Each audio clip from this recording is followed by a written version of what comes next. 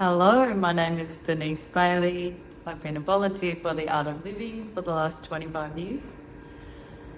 And today I'm here representing the Art of Living Blessed channel. And I'd really love to introduce you to my teacher, Chris Dale. Chris has been a pioneer in Art of Living. He's been teaching the happiness course, Sahaj Samadhi meditation technique, the silence program, and now, of course, the blessings course. And so, without further ado, welcome, Chris Dale. Thank you so much for being here. I'd really like to know, how was it for you starting out in Art of Living, being the pioneer? How was building up Melbourne to begin with? Yeah, so I did the course in Canberra, actually, Australia's capital, in 1993. Two American teachers, Dean and Shirley, came out, and I almost wasn't going to do the course because I was a kind of bit of a technique collector in those days, so I already had a lot of techniques. But really, I just warmed to both Dean and Shirley, found them very natural and very light, and at the same time intelligent and really affable. So I ended up doing a course, and the first practice of the breathing technique, the sky breathing, blew me away, really, I have to say. And it kind of made a huge impact on my meditation practice, which I've been doing for about 16 years or something before that. And it changed dramatically after doing the breath work. So then there were no, as you said, no other teachers at that time, and so I was encouraged actually to do the teacher training. I found myself on a plane to Bangalore in November that year, and and then after a while, after organising some courses, we had a visiting teacher from the US who came out, and I co-taught with her, and then I became a teacher in '94, and so I haven't looked back since then. It's been a wonderful journey, really. For me, just totally turned my life around, my involvement in Art of Living and the practices and the wisdom, particularly, I found very, very helpful, and really just got to the core of something quite deep, which really helped me to just naturally and effortlessly just relate to my life in a much easier way. I became a lot less stressed. At that time I was in a fairly high pressure work environment, and I was an economist in the public service, and every day was a workout for the adrenals. And but I found that after learning the Kriya, it was much easier, and people who were working under me noticed that I was less grumpy than normal, and they were just easier to be around, and I started almost shocking for me. I started to actually enjoy my work, which is something I'd never thought possible.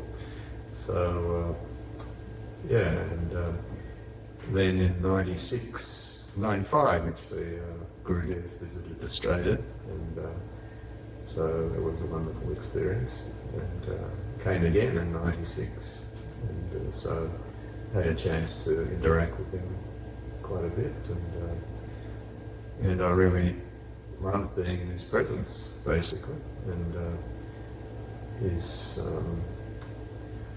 just that unconditional regard for everybody around him, just the love and attention to everybody was really mind-blowing. I've never come across that in any other human being, really, and so I was sold on the whole thing. Hooked. You were hooked. Yes, that's right. So then I continued on, and I did the blessings course actually in 2009, and it was just as well I did do the blessings course because, you know, I was sort of at that time, you know how of course the mind shifts and you have times in your life when things tend to be a little bit of a struggle, and so I was going through one of those periods then, and doing the blessings course, which is an amazing program, maybe we'll talk more about later, but it did something really wonderful to me, and just the power to impart blessings and also the process of receiving blessings, both of those just did something and kind of got me back again into the groove, so to speak.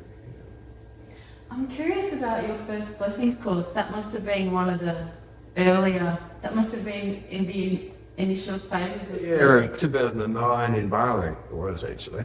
Yeah. I think with the first teacher,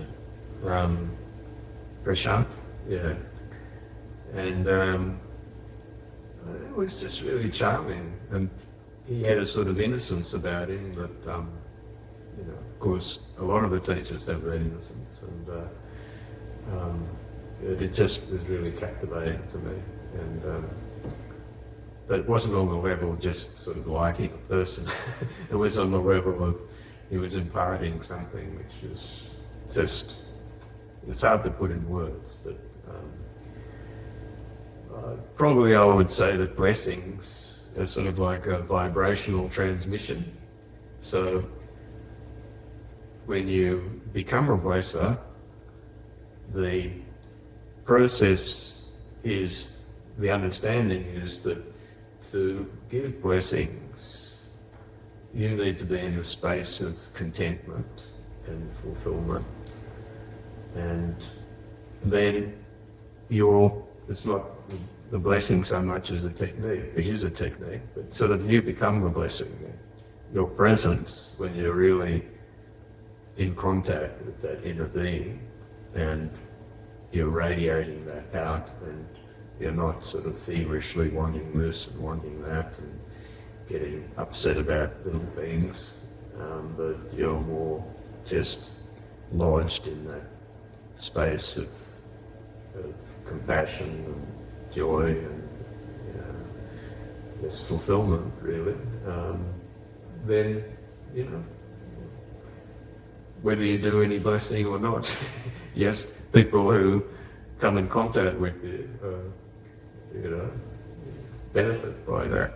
So I'm not saying I or any of the other people are sort of, you know, like Buddhas or whatever, but something has been awakened through this process, and so we're very fortunate, I think, to have that, you could say, grace-bestowing agency, you know, to help us to really grow authentically. Amazing. How does it feel to conduct that course? It must be quite an experience. Yes, it is. Yes. So recently, Gurudev appointed me as a blessings course teacher. The first in Australia. Another pioneering move. So I had actually assisted on a previous course a couple of years after my first one. That was 2011, I think, in Melbourne. And then, so I really liked that too. I remember from that as I was assisting, there's a process where you sort of give an empowerment to the people. And I remember when I did this process, I felt something flowing through me, like whatever little hair I had sort of stood on end, you know? It just felt so incredible. And it's just such a privilege to be part of that. So I always, you know, had the view that the blessings course was, you know, such a wonderful program. I mean, all the programs are wonderful, so I wouldn't like to say this is better than that or anything like that, but, you know, it just had its unique place, unique flavour. And then after Gurudev asked me to teach blessings. So I had to, as part of my training, assist on 2 courses, which I did, one in Perth and one in Melbourne, and that was a fantastic experience too, and I really saw, I had a different sort of bird's eye view of the process, and could see just the transformation in people. It's so tangible, really. You could see the changes in people. So I was really enthused in, being able to conduct a course myself. And the first one I did actually was a course with over 40 people in Sydney, and that was just mind-boggling, really. So I enjoyed it so much, and I just saw those changes happening for people, really heartfelt changes, people, releasing so much baggage from the past, people coming to accept themselves much more, not beating themselves up, as a lot of us do. And, to me, that's the real miracle of blessings, the transformation in consciousness. Of course, the physical healings and so on are part of it, but to me, the real miracle is that those changes which happen in people as a result of being involved in this process. You must have seen and heard back from the students quite a lot of testimonials, I imagine. Are there any that stand out for you, like people have shared? Yeah, I think a lot of them we don't know about, because sometimes people don't share, they receive blessings, and sometimes anonymously too. So we do have a blessings group here, WhatsApp group, and people request blessings or others request blessings for them. So sometimes we don't hear what happens. But what I have seen in my own experience and heard from others is, it's definitely some physical healings seem to take place. I know during COVID, for example, when a few people went down with COVID, I gave some remote blessings. That's another thing with this blessings technique. You can do it in the presence of that person, and also, after taking their permission, you can also give it to them remotely. And I did hear some feedback that people just after receiving the blessing, something happened. They could feel something in their system, and the trajectory of the illness seemed to be changed. They got better really, really quickly. So that I've experienced firsthand, and even things like job interviews. Some people say that against all odds, in a big field, somehow mysteriously landed a job after receiving a lot of blessings. And I remember one particular incident that when I was teaching a science course, this woman had really a splitting headache, and she was thinking of leaving the course. She said, I don't know whether I can continue. And she was wanting to take Panadol. And, so something just prompted me to give her a blessing.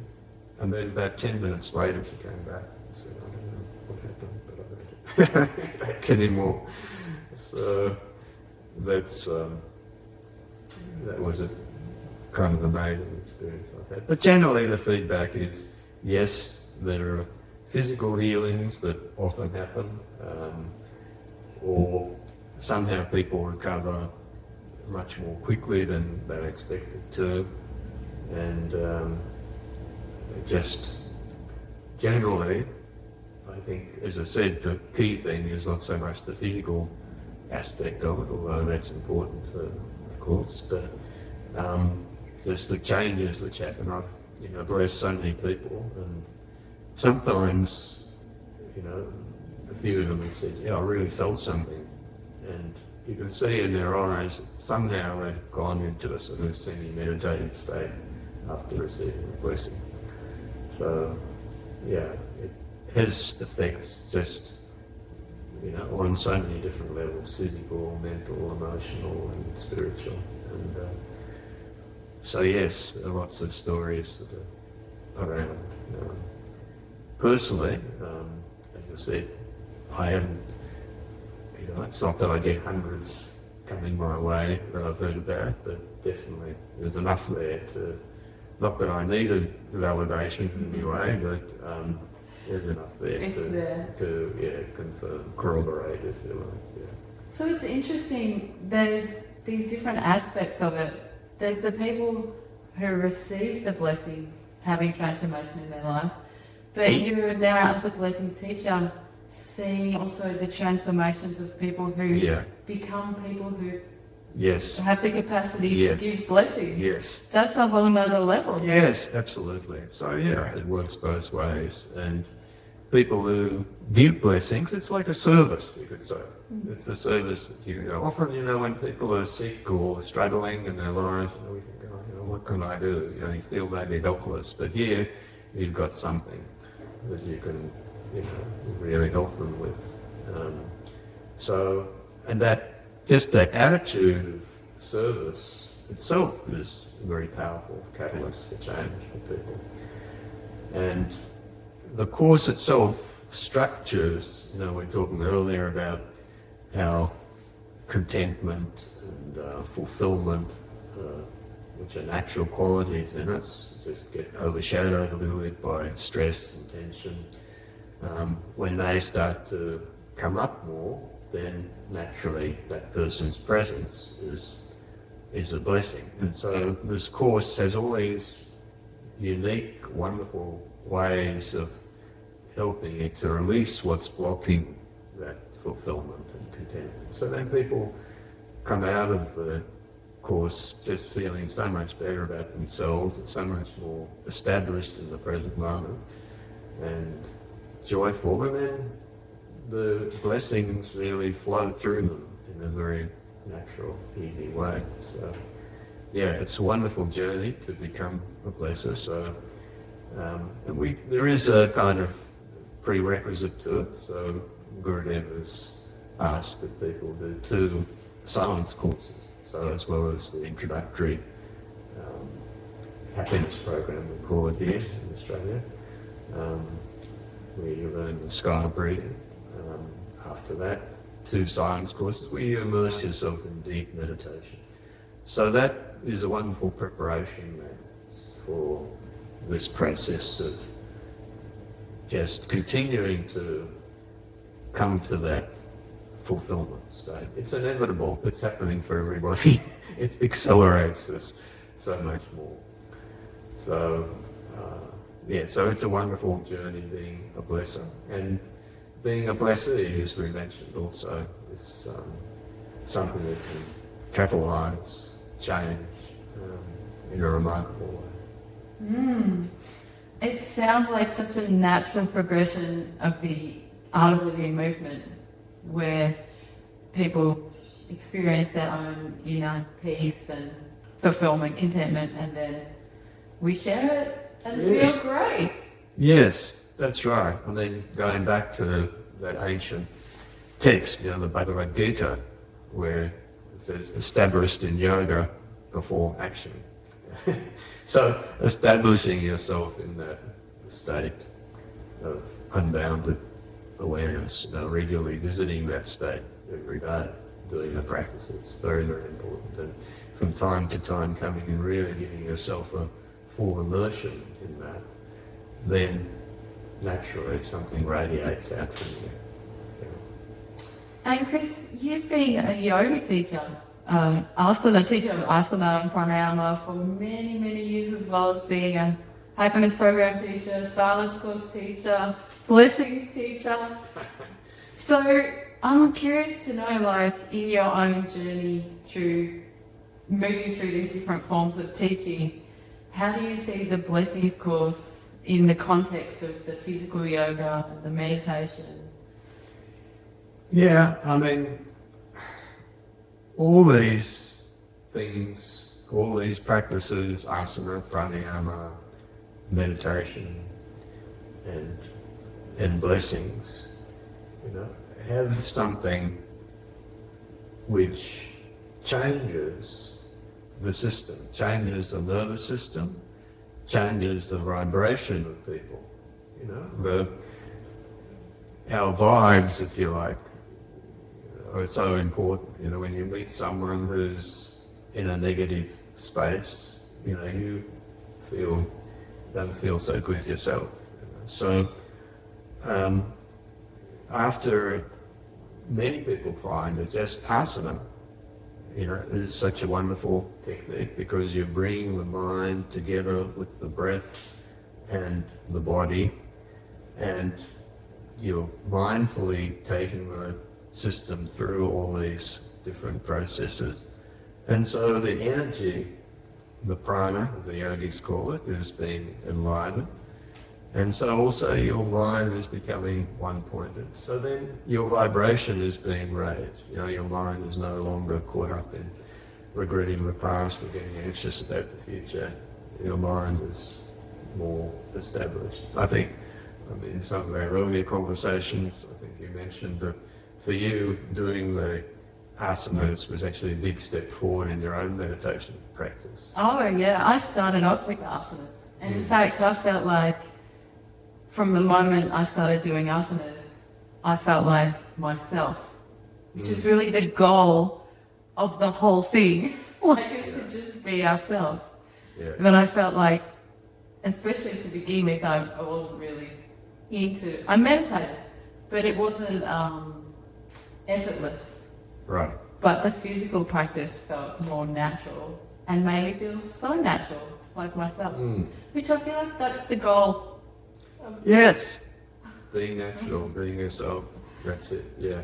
Yeah, so just continuing to respond to your question. So all of these practices, you could see them as like a journey to stillness, a unique journey. And some practices at different times will resonate more with people. A lot of people want to do the asanas because they get an immediate kind of stress relief aspect. When you move the body consciously, put it through some stretches, you feel so much better. Relief from tension and disturbance in the system. And then more subtly than that, pranayama works at the level of releasing the deeper stresses and imprints from the past. And then the way we use our home meditation practice, we have a unique practice called Sahaj Samadhi meditation, which means natural, effortless meditation, natural, effortless going back to the source of the mind and becoming more and more familiar with that and established in that. And that happens through just a very subtle sound vibration. So just that vibration changes the whole quality of your consciousness. So like that, I feel the blessings process is another subtle vibrational practice that really can elevate your consciousness so much. So I think they all have a role, and I feel blessing is something which I have a sense that the way the world is evolving, that more and more people are open to this sort of thing. So people seeing others being blessed initially, seeing somebody put a hand on someone, may have felt, this is maybe a bit out there, but I think more and more this is being now accepted. And so I think there's more openness generally to yoga, meditation, and increasingly to the process of imparting some vibrational impetus to people. You must have seen so much change in, you're mentioning now about the receptivity from the 90s Yes. to now, and times have changed a lot. How do you see the blessings course and the gift of being able to transmit this beautiful healing energy? How do you see that fitting into society now? Yeah. At the moment, at least in Australia here, I can't speak for other places, but here it's more within the art of living at the moment that we're offering blessings, but that I'm sure is going to change. So I think more that will be the direction. It will become more something which is kind of part of our outreach to society, but linked with the other practices, breath work and meditation and the yoga. So it's still arrives. I think those practices tend to be more universally accepted in society than sort of laying on of the hands kind of thing. But as I said, I think that's changing, and I think the direction of it will become more, become seen more and more as something which is not kooky, but something which is, quite beneficial. I had the experience when I was in India. My family and myself were at the Art of Living International Centre in Bangalore for 5 months in 2013, and one of the things we were asked to do is go out and go to a tribal area in Gujarat and teach some introductory programs and also to bless people. And so I did really mass blessings there, and the openness of those people to blessings. They was actively seeking blessings, and I could see, very innocent kind of tribal people, and you could see how just receiving the blessing they could really imbibing it deeply.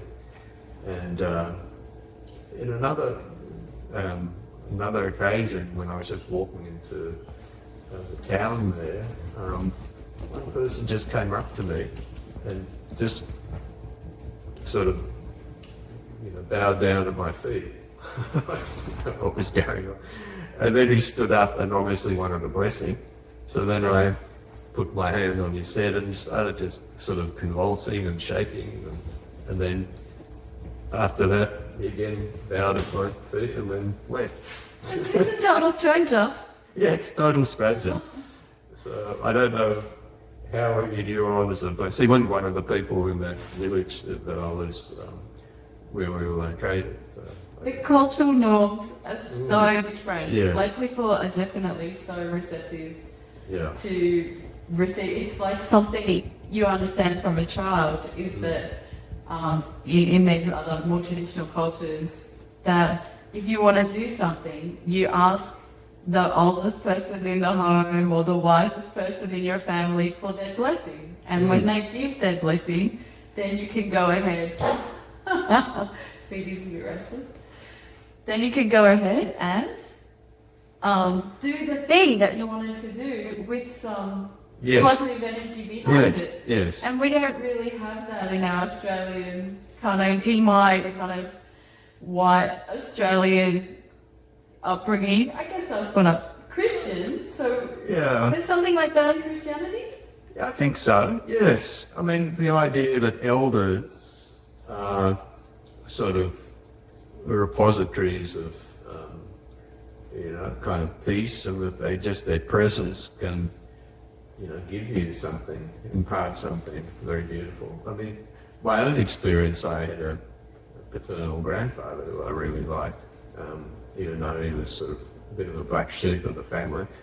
But whenever I was around him, he didn't want anything from anybody, really, in my experience, seeing him interacting with other people. And he was very content. And but he always, just whenever I was there, just was totally looking at how he could, make me happier, basically. And of course, part of it may have been lollies and things he gave me, but part of it was just his presence.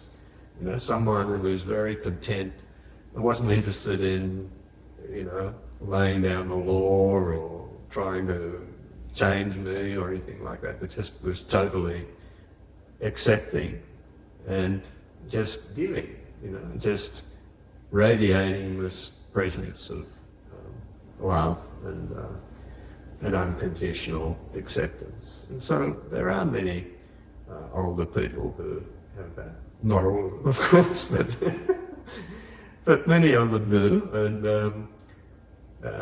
And yeah, the idea, of course, is that those people, I think, as you said, it's more in sort of traditional societies that you see that, but to some extent, it's the case here. And to some extent, I think that applies in the church too. I think some of the elderly ministers, priests and so on are often very highly respected. The ones that have gone through the system, they are no longer wanting promotion, or they're quite happy with their lot and just helping people in the parish or the church community. And I've met people like that. So yeah, it's a universal thing. It is a universal thing. It was coming to my mind just now. Even small children, when they see there's someone in need around them, or that they have more, they're always sharing and giving. Yes. And feeling the joy. We all feel naturally the joy of sharing. Yes, you're quite right. It's a natural. These are all natural human qualities, to want to share, to want to give, to want to help people when they're struggling. But I think the way society is structured at the moment, there tends to be more of an emphasis on what can I get. Yes. And this sort of looking after yourself, and a competitive kind of vibe. How can I ensure that I'm sort of more towards the top of the heap? So, but again, there are pockets of our society where that doesn't apply, and where you can see, these traditional human values applying. And I think, even though we might look at, the political and economic situation around the world, and, wars and so on, and see that there's a lot of, unresolved negativity in the atmosphere. But yet, I feel that this is sort of like part of big changes which are happening in the consciousness. Yeah, so I think there's a purification that's happening in world consciousness, and I think we'll come out the other side in a much better space. And then I think there'll be, art of living and other spiritual organisations that really have the interests of people in their mind forefront, and they want to uplift, help be involved in that process of uplifting humanity and helping people who are suffering. I think that's going to really come more to the fore, and I think you'll see a healing taking place in society, and the blessings can be a big part of it. I feel like we're reaching a natural conclusion. Is there anything you would want to add? No, just I would say to anybody who's perhaps not familiar with art of living, who's seeing this video, that it's a wonderful journey to embark on, to particularly this learning the sky. See, wants a blessing. Learning the sky breathing, starting there, and then going into silence, doing silent meditation, and then looking at these other aspects as well, including the blessings program. It's just such a satisfying journey where you can contribute in a really tangible way to the upliftment of the people around you. On that note, TV seems to be wanting something. Thank you so much for sharing your beautiful journey, and we are so lucky to have you here in Melbourne, and I feel very lucky to have had this chat. So very grateful to you. Thank you very much. Chris Daniel. Thank you, Bernice. You're very generous.